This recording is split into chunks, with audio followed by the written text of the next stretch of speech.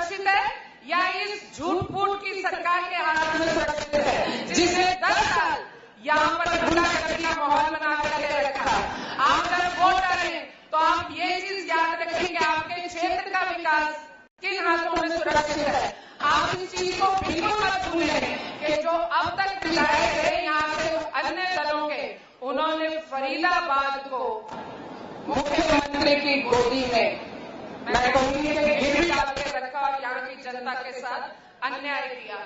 अब अंतिम शब्द में आपसे बोलती हूँ कि आप जरूर जरूर जरूर इस संत पुरुष के हाथ में, ऐसे नेतृत्व के हाथ में हरियाणा की बागडोर पे इन्हीं शब्दों के साथ आप सबका धन्यवाद करती हूँ और तमाम ऐसा से आशीर्वाद का कामना करती हूँ। धन्यवाद।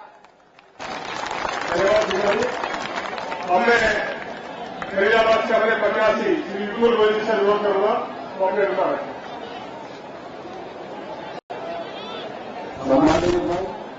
और उपस्थित मेरे लोकसभा क्षेत्र के बुजुर्गों, माताओं, बहनों, नौजवान साथियों और पत्रकार बंधुओं, नरेंद्र मोदी जी कुछ ही सेकंड में यहाँ पहुंचने वाले हैं, जिसे मैं आप लोगों को बताता तो मैं नहीं लूंगा और आप लोगों से सिर्फ यही अपील करूंगा। इस तरीके से भी 4 महीने पहले आपने भारतीय जनता पार्टी के प्रत्याशी भाई केशवपाल जी गुर्जर को 4,70,000 मतों से जिता के भेजा है। मैं आप लोगों से अपील करता हूं, फरीदाबाद की लोकसभा क्षेत्र की डेवलपमेंट के लिए कांग्रेस सरकार की केजरीवाल नीति से, उसकी भेदभावपूर्ण नीति से फरीदाबाद को बचाने के लिए और फरीदाबाद के विकास के लिए भारतीय जनता पार्टी को वोट दें और आने वाली 15 तारीख को उसी तरीके से भारतीय वोट से, इस तरीके से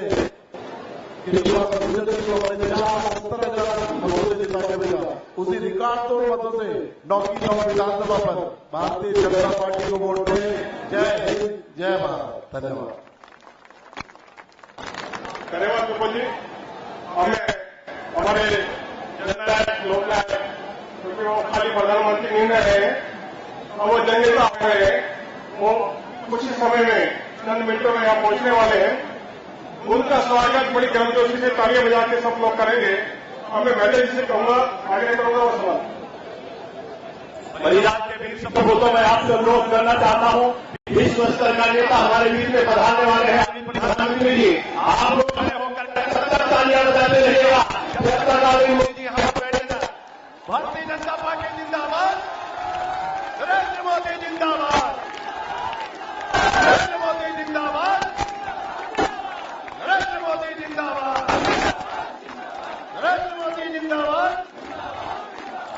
मित्रों, कुरुक्षेत्र में खड़े बात को हम समझाने निकले हैं और घायल पड़े जटायु का उद्धार कराने निकले हैं और फरीदाबाद के वीर सपूतों, पत्थर पड़ी अहिल्या को सम्मान दिलाने निकले हैं और सिमरी की कुटिया में हड्डियां लगाने निकले हैं। और इसलिए मैं कहना चाहता हूं, हुड्डा जी लाल बत्ती में और जनता मोमबत्ती में अपना जीवन बिता रही है। और नरेंद्र मोदी जिंदाबाद, नरेंद्र मोदी जिंदाबाद, नरेंद्र मोदी जिंदाबाद, नरेंद्र मोदी जिंदाबाद। मोदी मोदी मोदी मोदी मोदी मोदी मोदी मोदी, नरेंद्र मोदी जिंदाबाद, नरेंद्र मोदी जिंदाबाद, नरेंद्र मोदी जिंदाबाद। मित्रों, भारत माता का शेर हमारे बीच में पधार रहे हैं, जिन्होंने दुनिया में नाम रोशन करने का काम किया है, भारत को विश्व गुरु के पद पर पहुंचाने का जिन्होंने संकल्प लिया है, ऐसे नरेंद्र भाई मोदी आ रहे हैं। इसलिए जोरदार की तालियों से और जोरदार के जयकारे से हम सब लोग स्वागत करेंगे। और मित्रों, नरेंद्र मोदी जिंदाबाद, नरेंद्र मोदी जिंदाबाद, नरेंद्र मोदी जिंदाबाद, नरेंद्र मोदी जिंदाबाद, नरेंद्र मोदी जिंदाबाद, नरेंद्र मोदी जिंदाबाद, नरेंद्र मोदी जिंदाबाद, नरेंद्र मोदी जिंदाबाद। इस धरती पर नरेंद्र मोदी के वीरों का पराक्रम होता है। कुछ चीजों पर मंच के माध्यम से आप लोगों के बीच में होंगे, जोरदार तालियों के साथ हम उनका स्वागत करेंगे, अभिनंदन करेंगे और उनको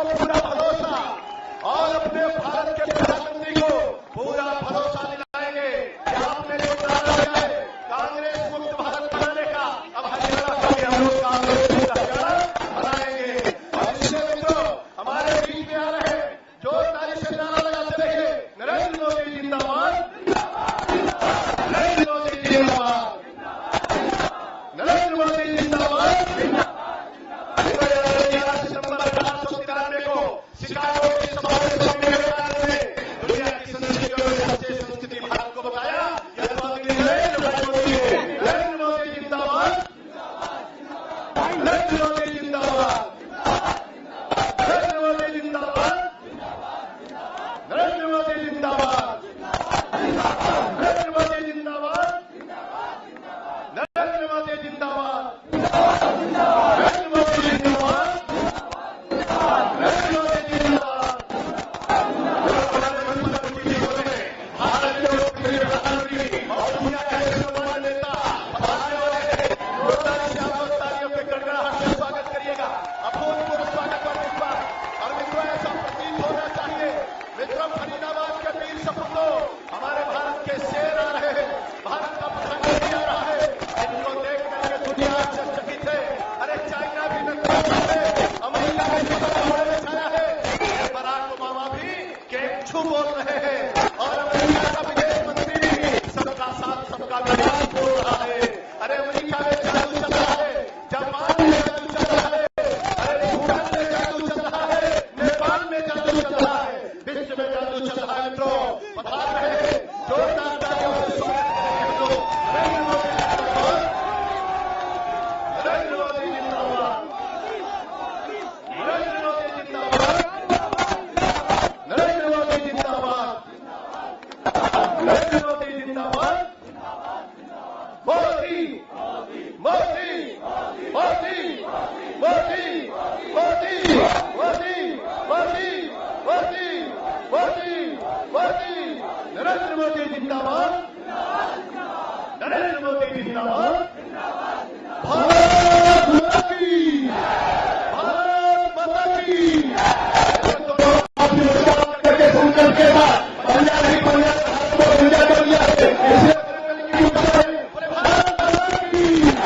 भारत माता की। नरेंद्र मोदी जिंदाबाद। नरेंद्र मोदी जिंदाबाद। नरेंद्र मोदी जिंदाबाद। नरेंद्र मोदी जिंदाबाद। वंदे वंदे वंदे भारत माता की। भारत माता की। नरेंद्र मोदी जिंदाबाद। नरेंद्र मोदी जिंदाबाद। नरेंद्र मोदी जिंदाबाद। नरेंद्र मोदी जिंदाबाद। नरेंद्र मोदी जिंदाबाद। अरे भारत माता का शेर आ रहा है मित्रों। जब नरेंद्र भाई गर्जना करते हैं तो पूरी दुनिया हिलती है मित्रों। देखना चाहते हैं, सुनना चाहते हैं लोग। इसलिए नरेंद्र भाई का जोरदार से हम लोग गर्मजोशी से स्वागत करेंगे। बोले नरेंद्र मोदी जिंदाबाद। नरेंद्र मोदी जिंदाबाद।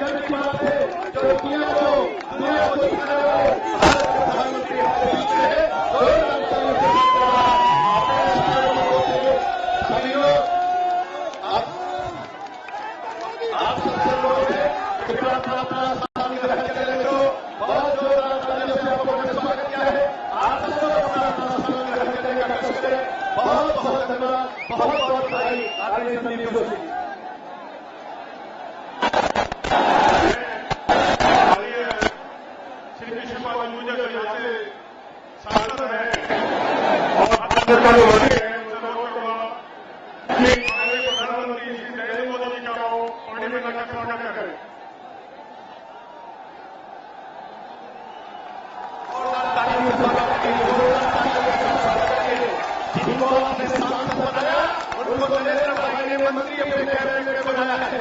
जोरदार तालियों के साथ स्वागत करिए आप लोग। बहुत बहुत धन्यवाद।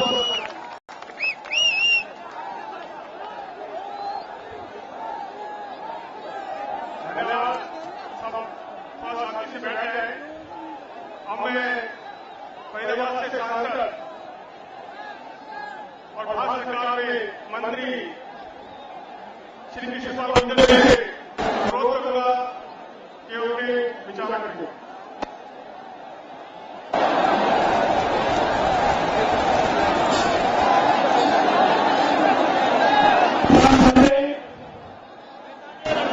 भारत के कर्मयोगी प्रधानमंत्री आदरणीय नरेंद्र मोदी जी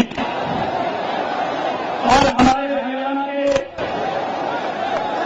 पूरे चुनाव की जो तैयारी कर रहे हैं, ऐसे उन पर विराजमान हमारे डॉक्टर इंजीनियर जी, मंच पर बैठे पार्टी के सभी नेतागण, 9 के 9 विधानसभा क्षेत्रों से भारतीय जनता पार्टी के प्रत्याशी और आज के इस महाकुंभ में आए हुए आदरणीय बुजुर्गों, भाइयों, माताओं, बहनों, मैं आज बाबा फरीद की नगरी फरीदाबाद में भारत के यशस्वी कर्मयोगी प्रधानमंत्री आदरणीय नरेंद्र मोदी जी का फरीदाबाद की अपार जनसमूह जनता की तरफ से उनका हार्दिक अभिनंदन और स्वागत करता हूं।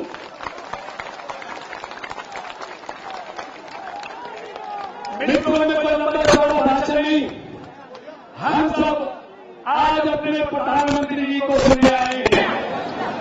मैं सिर्फ इतना कहना चाहता हूं कि जब से इस देश की बात को आदरणीय मोदी जी ने संभाली है, जब से चीन क्या, पाकिस्तान क्या, जापान क्या, अमेरिका के, दुनिया के तमाम देश भारत की ताकत का लोहा मानने लगे हैं।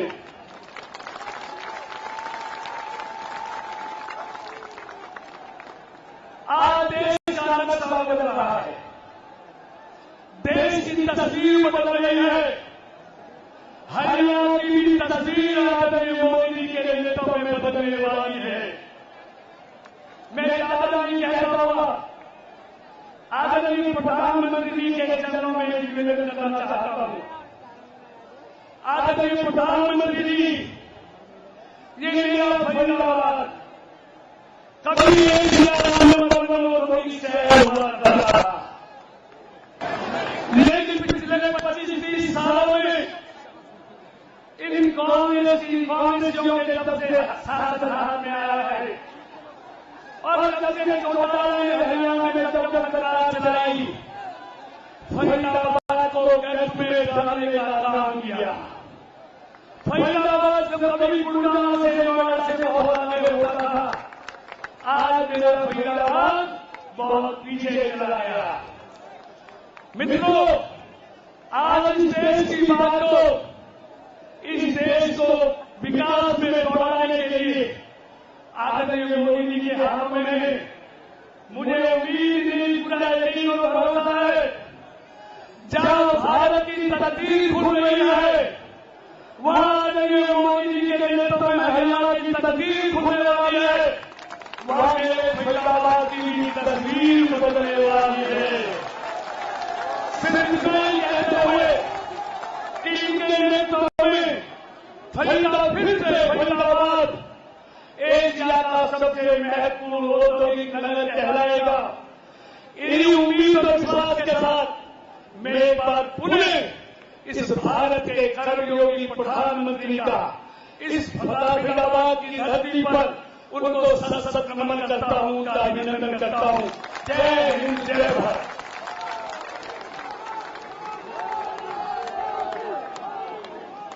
आदरणीय भाइयों बहनों, अब मैं निवेदन करता हूं भारत के यशस्वी प्रधानमंत्री आदरणीय मोदी जी आए और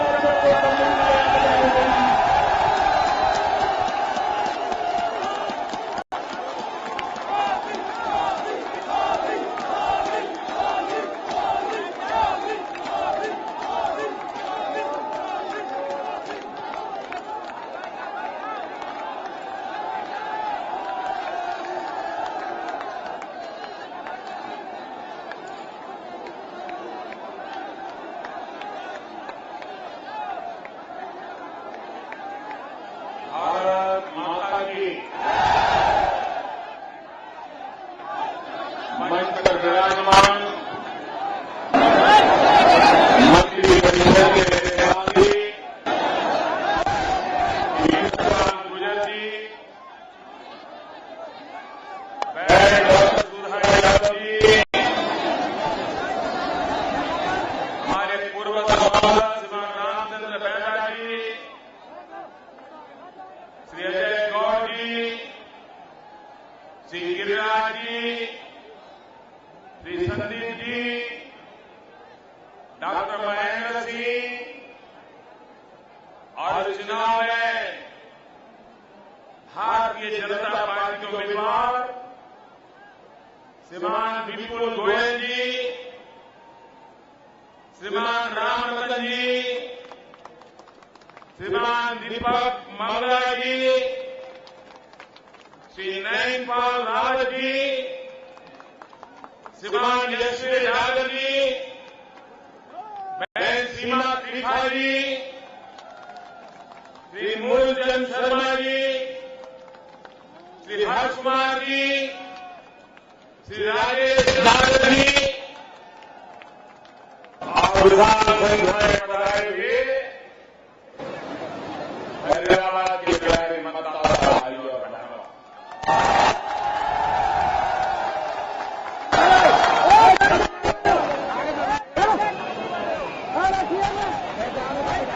इस चुनाव में ये मेरा दूसरा दौरा हरियाणा के चारों कोने में मैं जाके आया और इसलिए मुझे लगता है मैं चुनाव प्रचार करूं उससे ज्यादा ये अच्छा होगा कि मैं आपको अपनी बधाई दे दूं।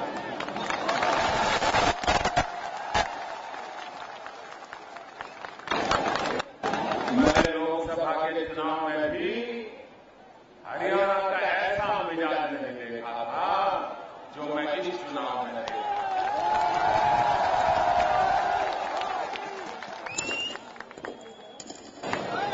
ईमानदारी चल रही है, जनसलाह उमड़ रहा है, चारों तरफ विकास की गूंज सुनाई दे रही है। हरियाणा के हर नौजवान ने, हरियाणा के हर मतदाता ने हरियाणा के भाग्य को बदलने का फैसला कर लिया है कि मुझे साफ नजर आ रहा है।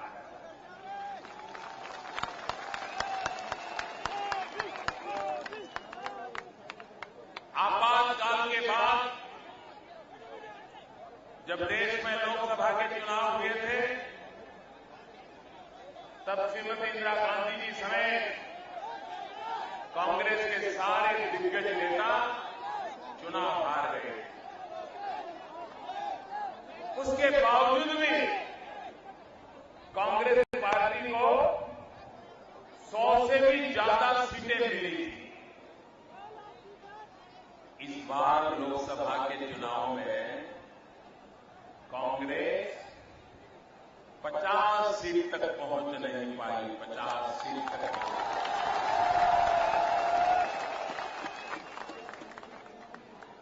जनता को कांग्रेस के प्रति कितना आक्रोश है, कितना गुस्सा है, यहां चारों तरफ नजर आ रहा है। और मैं देख रहा हूं इस विधानसभा के चुनाव में कांग्रेस पार्टी हरियाणा की विधानसभा में डबल डिजिट तक नहीं पहुंच पाएगी। डबल डिजिट तक नहीं, 10 से नीचे रह जाएगी।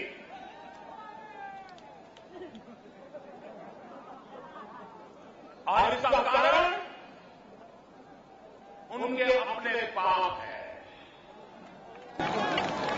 जिस प्रकार से जनता को लूटा गया है, जिस प्रकार से प्रदेश को तबाह किया गया है, जिस प्रकार से किसानों को असहाय बना दिया गया है, उसका नतीजा है यह देश अब कांग्रेस को देखने के लिए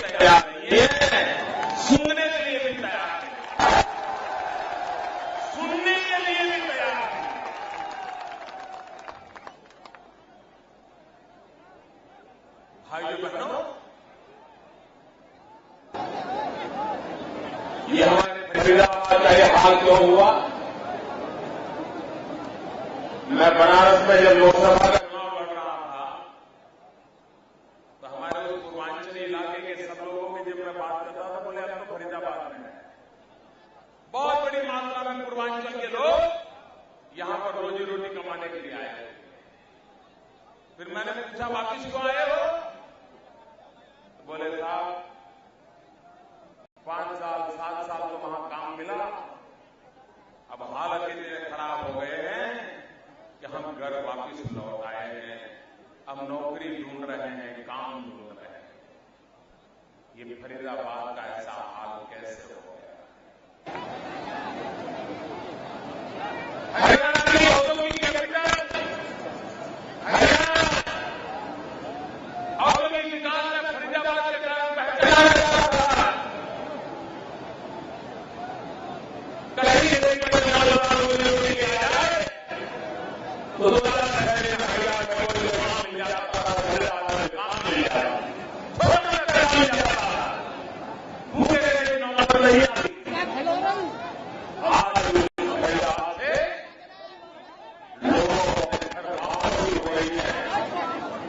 नौकरियां छूट रही है, नौजवान बेरोजगार हो रहा है, कारखाने लिखा पड़े हैं, बिजली के लिए लोग तरस रहे हैं, बाजार में माल नहीं रहा है।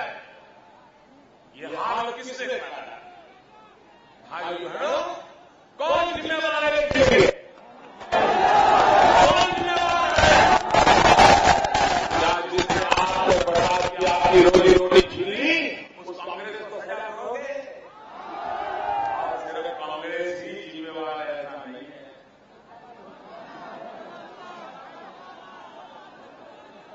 हरियाणा का 25 साल का इतिहास देखिए, 25 साल का। क्या यहां लोकतंत्र नजर आ रहा है? क्या लोकशाही दिखती है? क्या यहां तो हर चुनाव में कोई न कोई परिवार हावी हो जाता है। यहां परिवार शाही लड़की है, लोकशाही लड़की चल रही है। एक आम परिवार है, वही हरियाणा में चले बैठे हुए, आपको कोई लेना नहीं है, आपको तो चुनाव जीतने की खबर मारने की आदत लग गई है।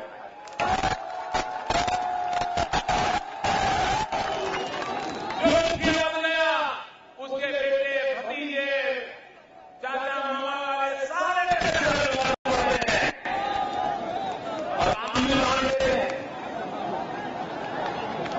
कोई जमीन के लोगों को कब्जा करने का ऑर्डर करता है, कोई मकान खाली कराने के ऑर्डर ले लेता है, कोई पुलिस वालों से हफ्ता लेने का काम कर लेता है, वो तबादले कराने का ऑर्डर ले लेता है।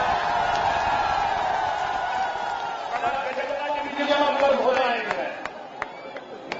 हर बेटों को एक डिपार्टमेंट दे देते, तुम नजर के कमा लो, तुम नजर के कमा लो, तुम नजर के कमा लो।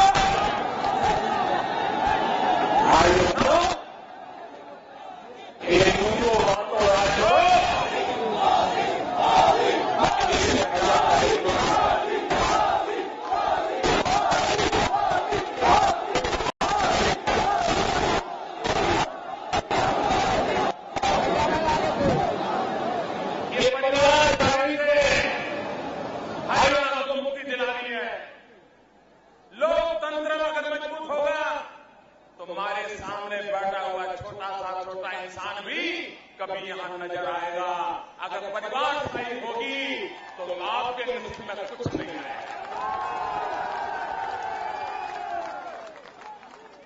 वही पोते के पोते पोते के पोते पोते के पोते वही चलते रहेंगे। आज से मेरे भाई बहनों, ये वंशवाद, ये परिवारशाही, ये लोकतंत्र के लिए सबसे बड़ा खतरा है। वे जवाबदेह नहीं है, वो अकाउंटेबल नहीं है, वो कोई रिस्पॉन्सिबिलिटी महसूस नहीं करते हैं। जिनका जनतंत्र में विश्वास है वो जनता को जवाब देने के लिए बंधा हुआ होता है, उसको जनता की चिंता रहती है। इनको परवाह नहीं है। और भाइयों बहनों, मैं तो हैरान हूं, हरियाणा ये जो वर्तमान में सरकार है उसकी पहचान क्या है? बाहुबली, जमीन के घोटाले, बिल्डरों का राज, कॉन्ट्रैक्टरों का राज, यही पहचान है ना? यही पहचान है ना? उसके बावजूद भी चुनाव चल रहे हैं तो भी अपनी आदत छोड़ नहीं रहे। अभी भी गरीब किसानों की जमीन दामाद के हवाले करने के काम चल रहे हैं। मैं हैरान हूं, चुनाव चल रहे हैं, आचार संहिता लगी है और कल ही उन्होंने फैसला कर लिया। मैंने अखबार में पढ़ा, ये फैसला अभी जल्दी करने की क्या जरूरत है? इसका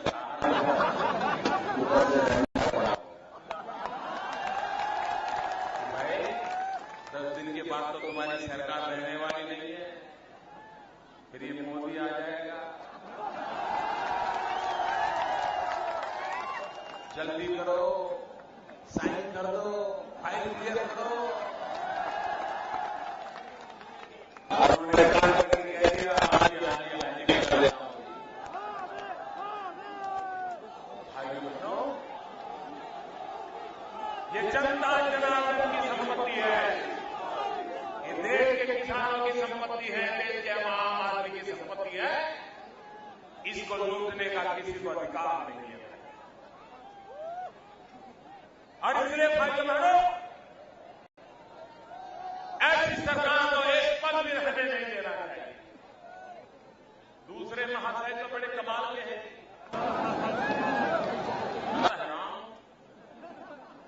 यहां के लोग चुनाव में भी झूठ बोलने बड़े माहिर हैं।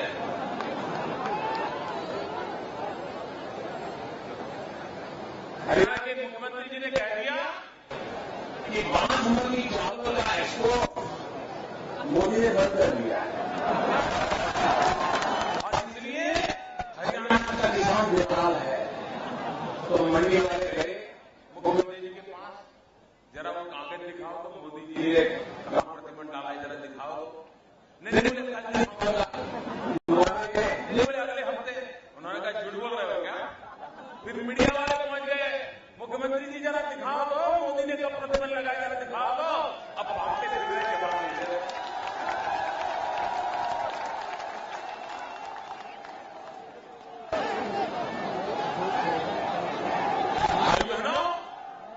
हरियाणा के किसान का बासमती के चावल पर संकट इसलिए आया है कि हरियाणा की कांग्रेस सरकार ने मंडी में जो 4% टैक्स लगाया हुआ है, इसके कारण हरियाणा के किसान के बासमती के बाजार में वो टिक नहीं पा रहा है।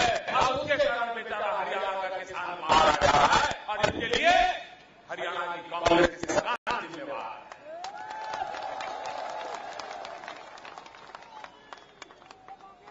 दूसरे महाशय वो भी झूठ बोलने में बड़े काबिल है। किसी समारोह में मेरे साथ मंच पे बैठे होंगे, सार्वजनिक जीवन में हर किसी ने फोटो ले रखी है, तो मेरे साथ वाली फोटो छाप करके गांव को बांट रहे कर हम मोदी को साथ देने वाले हैं, हमें वोट बताओ, हम मोदी को साथ देने वाले हैं। मुझे आपका साथ नहीं चाहिए।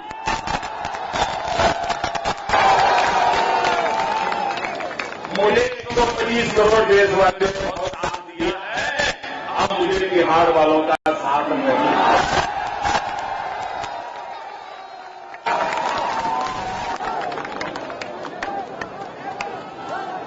और मैं बता रहा हूं कि मान लीजिए किसी व्यक्ति को जेल हो गई तो वो क्या कहता है, अगर मैं अदालत में जाऊंगा, मैं ईमानदारी को सिद्ध करूंगा, मैं जरूर हराऊंगा, आकर के फिर हरियाणा की सेवा करूंगा। ऐसा बोलते हैं ना, ये सब बोलते हैं। मैं जेल में ही रहूंगा, जेल में ही शपथ लूंगा, जेल में ही सरकार चलाऊंगा। बताइए होता है, बाहर आने की संभावना नहीं होती। इतना ही नहीं, मैं हैरान हूं, ये नेताओं को जनता पे भरोसा करो, अपने बेटों पे भरोसा नहीं। वहां इतने बड़े नेता अगर मैंने आपको मानते हैं, उनको क्या कहना चाहिए था कि चलो भाई, अब मैं फंस गया हूं, मुझे जेल हो गई है, मैं जेल में रहूंगा, जब बाहर आऊंगा तब जनता की सेवा करूंगा, मेरे बेटे आप लोग संभालो। नहीं, बेटों को भी नहीं दे रहे, मैं जेल में से नहीं सकता, बेटों पर भी भरोसा नहीं है। अपने बेटों पर जिसको भरोसा नहीं है, वो आप पे भरोसा कैसे कर सकते हैं? जिनका आप पर भरोसा नहीं है, उन पर आप भरोसा कैसे कर सकते हैं?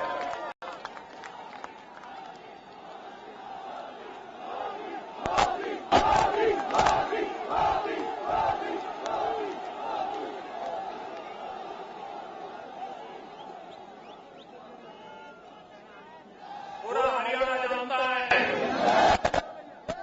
मेरा हरियाणा के साथ नाता क्या है। मेरी राजनीतिक शिक्षा ऐसी धरती पर हुई है, ये मेरी कर्मभूमि रही है।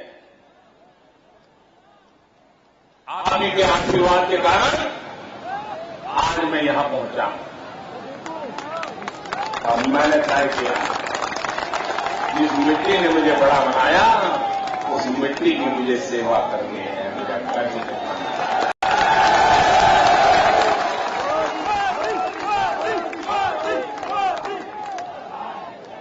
दिल्ली से फरीदाबाद साथ में है,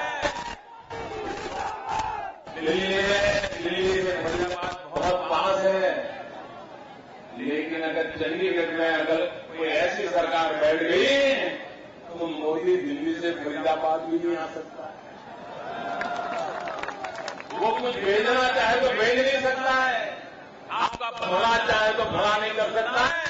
मुझे चंडीगढ़ में जाकर के उसकी परमिशन लेनी पड़ेगी, क्योंकि भाजपा का संघीय ढांचा है। भाइयों बहनों, आप चाहते हो हरियाणा का विकास हो, आप चाहते हो हरियाणा का विकास हो, आप चाहते हो हरियाणा के नौजवानों को रोजगार मिले, आप चाहते हैं यहां का इंडस्ट्री एकदम एक तरह आगे बढ़े, आप चाहते हैं यहां इंडस्ट्री को बिजली मिले, आप चाहते हैं यहां इंडस्ट्री को गैस मिले, आप चाहते हैं जो रोजगार कर रहे हैं उनको पूरा काम का पैसा मिले, आप चाहते हैं कामगारों को अस्पताल की अच्छी सुविधा मिले, आप चाहते हैं कामगार के बच्चों को पढ़ने की व्यवस्था मिले। अगर ये आप चाहते हो तो भारतीय जनता पार्टी इसको पूरा करने के लिए आपको भरोसा देती है।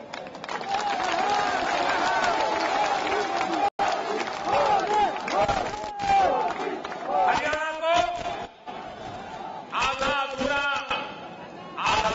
फैसला मत करना, कोई गलती मत करना भाइयों, वरना लोग आप पढ़ेंगे, अब जाति के नाम पर बात करेंगे, अब सिंपैथी गेन करने के प्रयास करेंगे, आंसू बहाएंगे, 2-3 वीडियो को याद करेंगे, न जाने क्या क्या खेल खेलने वाले हैं आने वाले साल में।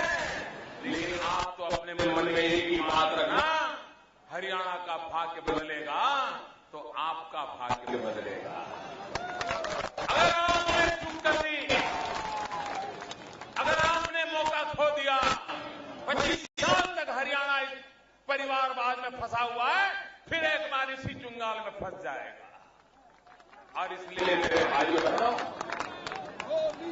यहां एक पूर्ण बहुमत वाली सरकार है,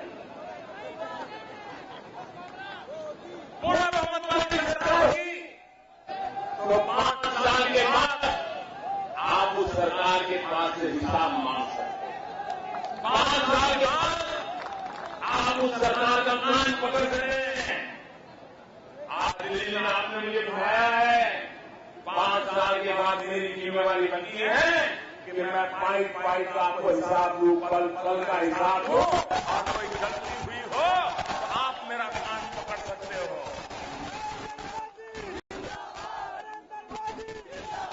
हरियाणा में भी ऐसी सरकार बनाइए कि जिसका आप हिसाब मांग सको, जिसकी जिम्मेवारी तय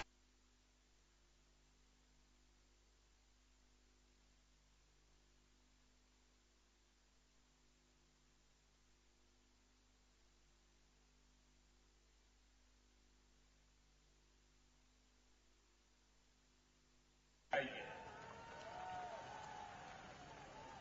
अगर मिली जुली बातें करोगे तो आपका यह अधिकार भी चला जाएगा, आपको मौका ही नहीं मिलेगा। क्योंकि सरकार में बैठे होंगे वो मैंने उसने किया, वो करेगा उसने किया, वो करेगा उसने किया, बात चौपट हो जाएगी। आज इसलिए भाई बहनों, पूर्ण बहुमत वाली सरकार होना जरूरी है।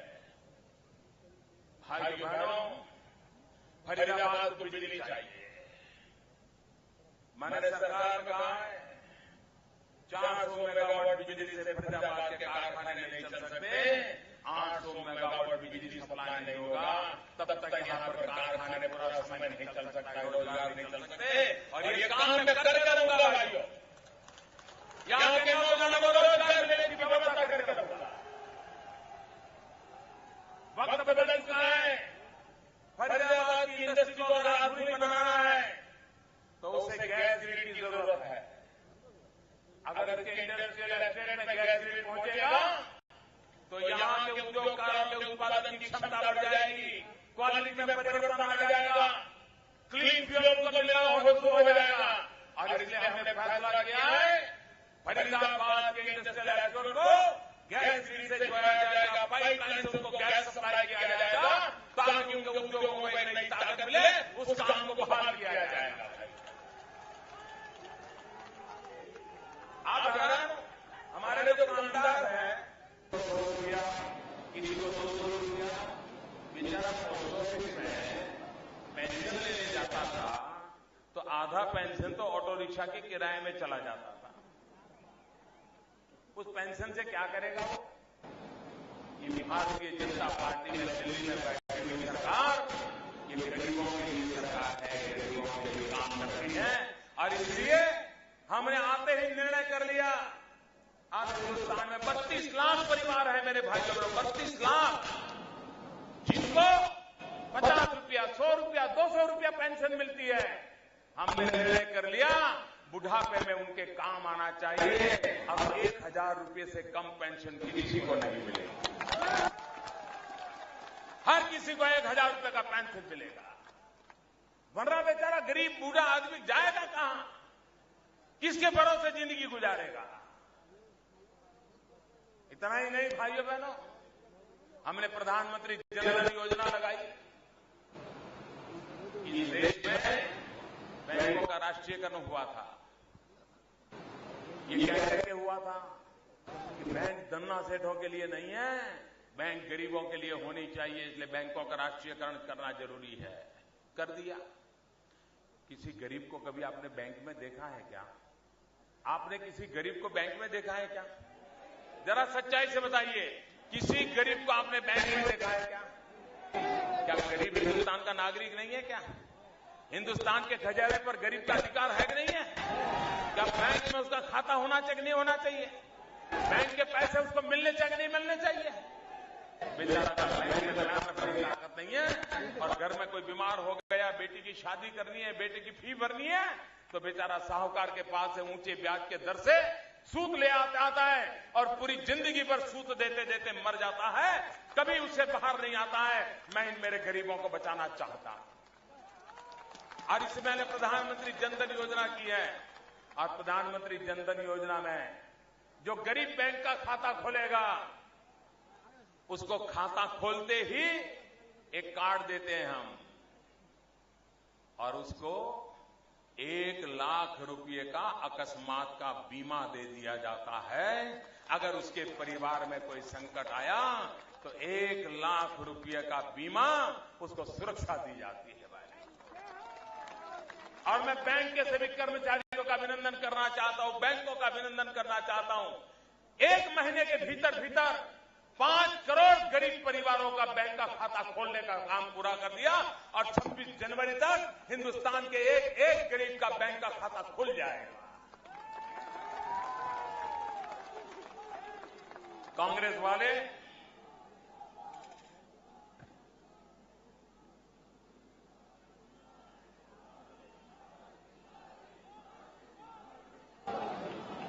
कांग्रेस वाले 60 साल से सरकार चला रहे हैं। पंचायत में भी कांग्रेस, शहरों में भी कांग्रेस, राज्य में भी कांग्रेस, केंद्र में भी कांग्रेस, एक चक्री राज था उनका। 60 साल के काम का तो हिसाब नहीं दे रहे हैं और मोदी से 60 दिन का हिसाब मांग रहे। मैं जरा उनको पूछना चाहता हूं, ये गरीबों को बैंक में खाते क्यों नहीं खोले गए? जो काम आप 60 साल में नहीं कर पाए, ये काम हमने 1 महीने में करके दिखाया है। करने का जज्बा चाहिए, गरीबों के प्रति संवेदना चाहिए, तब जाकर के काम होता है। और इसीलिए भाइयों बहनों, अब ये देश इंतजार नहीं कर सकता, देश रुक नहीं सकता। देश का नौजवान बूढ़े मां बाप के पास हाथ फहरा करके अब जिंदगी नहीं जी सकता है। वो सम्मान से जीना चाहता है, उसे रोजगार चाहिए, उसको काम चाहिए। भाइयों बहनों, आज हरियाणा में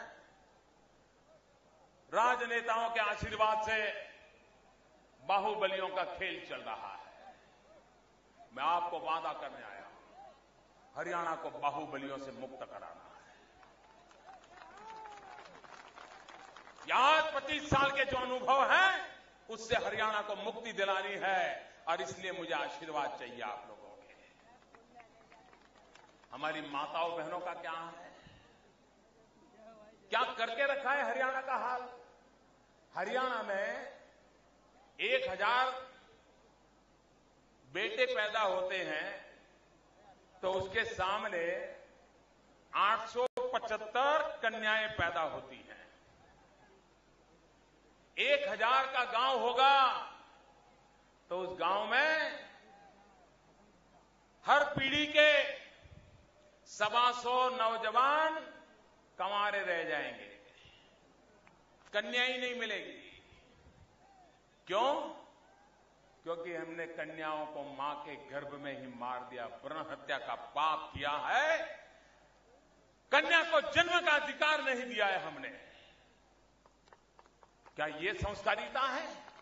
क्या ये सभ्यता है? क्या ये सरकारें हैं? बहुत पीड़ा होती है भाइयों बहनों। हम 21वीं सदी में जी रहे हैं, हम 18वीं शताब्दी में नहीं जी रहे हैं। जब दूध पीती करने का परंपरा चलती थी, हम तो हमको बेटी को मां के गर्भ में ही मार दे रहे हैं। ये कलंक से हरियाणा को बाहर निकलना।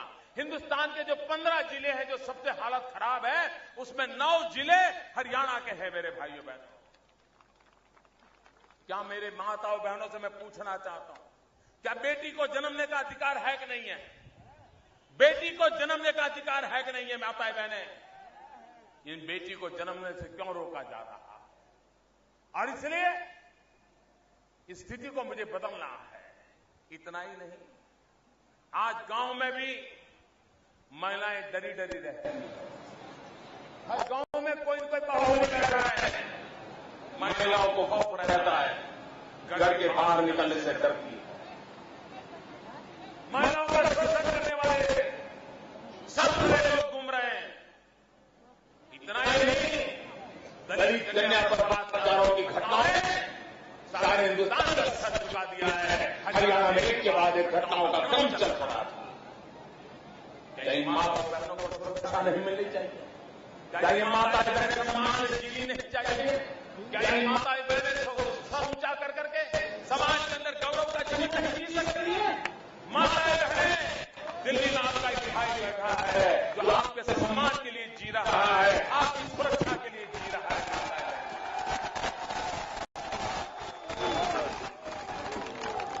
हरियाणा की माताओं बहनों को कहना चाहता हूं, आपके सम्मान के लिए, आपके गौरव के लिए, आपके साथ हो रहे अन्याय के खिलाफ लड़ने के लिए सभी माताएं बहनें एकजुट हो जाइए। जाति बिरादरी से अलग होकर के एकजुट हो जाइए। परिवार का मुखिया समिति का है मत मानिए, इस बार एक होकर के नारी के सम्मान के लिए मतदान कीजिए, नारी के गौरव के लिए मतदान कीजिए, कमल के पंचान पर बटन दबाइए।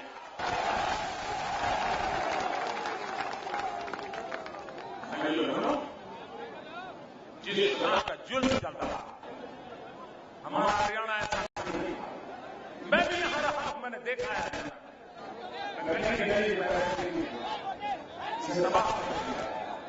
और ये मेरा अपना हरियाणा मैं इसे सभा होते नहीं देख सकता।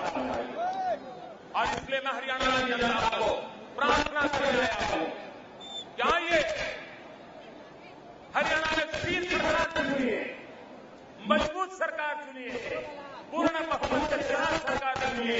भारतीय जनता पार्टी के कंधों पर जिम्मेवारी डालिए, मैं आपकी सेवा करने का वादा करता हूं।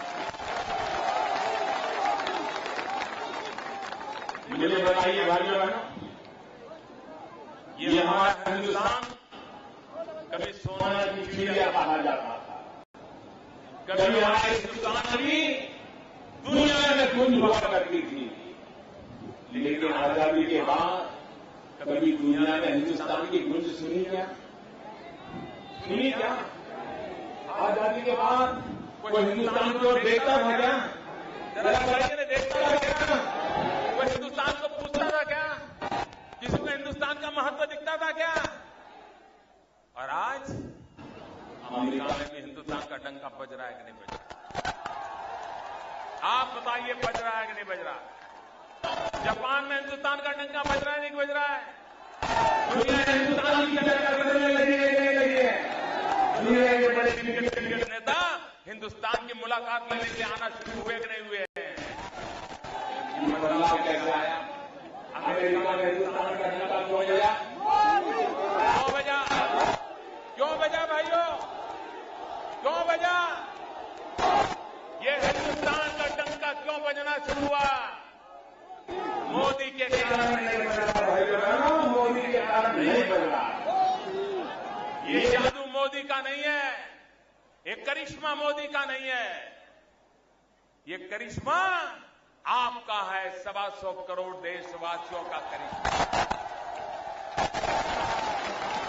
ये दुनिया में हिंदुस्तान का डंका बज रहा है, आपके कारण बज रहा है, क्योंकि आपने मई महीने के लोकसभा के चुनाव में एकजुट होकर के जात पात देखे बिना, अपना पराया देखे बिना सिर्फ भारत मां का कल्याण करने का निर्णय किया।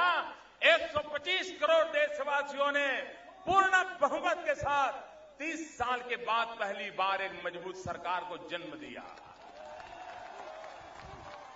इसी के कारण दुनिया पूछने लगी है, अगर आपने डीली डाली सरकार बनाई होती तो दुनिया भी आपकी ओर देखने वाली नहीं थी। आज दुनिया इसलिए देख रही है कि आपने मजबूत सरकार बनाई है। आपको अच्छा लगता है ना दुनिया में हिंदुस्तान का डंका बज रहा है? अच्छा लगता है, गौरव होता है, अभिमान होता है, खुशी होती है। क्या हरियाणा का भी डंका बजना चाहिए कि नहीं बजना चाहिए? हरियाणा का डंका बजना चाहिए कि नहीं बजना चाहिए? पूरे हिंदुस्तान में हरियाणा का डंका बजना चाहिए कि नहीं बजना चाहिए? पूरी दुनिया में हरियाणा का डंका बजना चाहिए कि नहीं बजना चाहिए? अगर डंका बजाना चाहते हो तो हरियाणा में भी पूर्ण बहुमत वाली भाजपा की मजबूत सरकार बनाइए, डंका बजेगा।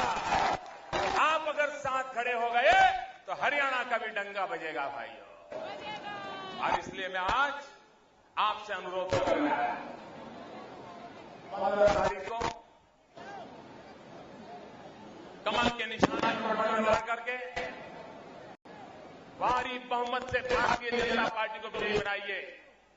हरियाणा में एक नए इतिहास का आरंभ कीजिए, विकास की यात्रा का आरंभ कीजिए, नौजवानों का भविष्य सुरक्षित करने के लिए आगे बढ़िए, माता बहनों की सुरक्षा के लिए आगे बढ़िए, मां बहनों के सम्मान और गौरव के लिए आगे बढ़िए, किसानों के कल्याण के लिए आगे बढ़िए। एक चमकता हुआ विकास वाला प्रगतिशील धबकता हुआ हरियाणा बनाने का संकल्प करने के लिए कमल पे बटन दबाने के लिए मैं आपसे प्रार्थना करता हूं।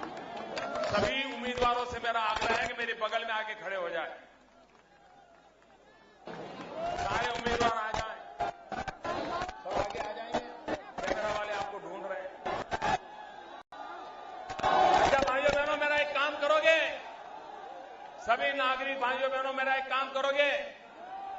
मुझे जवाब दीजिए, करोगे? बहनें इधर मेरा काम करोगे? उधर जो दूर दूर खड़े हैं मेरा एक काम करोगे? पक्का करोगे? सभा पूरी होने के बाद आप जब जाएंगे तो पानी का बोतल पड़ा हो, कागज के टुकड़े पड़े हो, प्लास्टिक पड़ा हो, कूड़ा कचरा पड़ा हो, इसको उठा के ले जाएंगे, पक्का ले जाएंगे। यहां कोई गंदगी नहीं छोड़ेंगे ना। हमें गंदगी करने का अधिकार नहीं है। सिर्फ सफाई वाले सफाई करें और हम गंदगी कर रहे हैं, ऐसा हमारा देश नहीं हो सकता है। हम अपनी जिम्मेवारी को समझें। ये सफाई हम भी करेंगे, पक्का करेंगे। मेरे साथ दोनों मुट्ठी बंद करके बोलिए, भारत माता की, भारत माता की। बड़ी तेज आवाज चाहिए, दोनों मुट्ठी बंद करके, भारत माता की, भारत माता की, भारत माता की।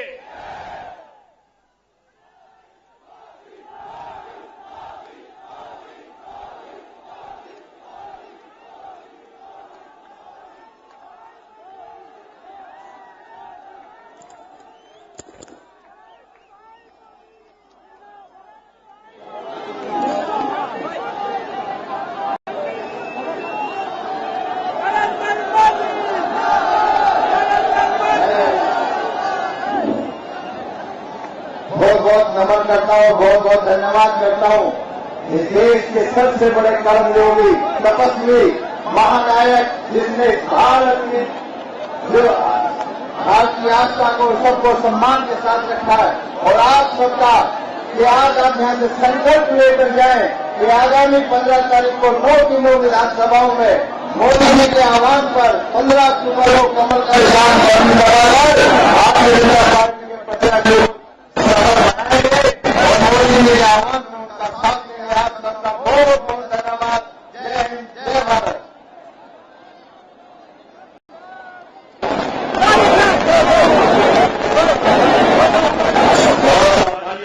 आराम से लोग निकलेंगे। सभी कोने कोने से आए थे और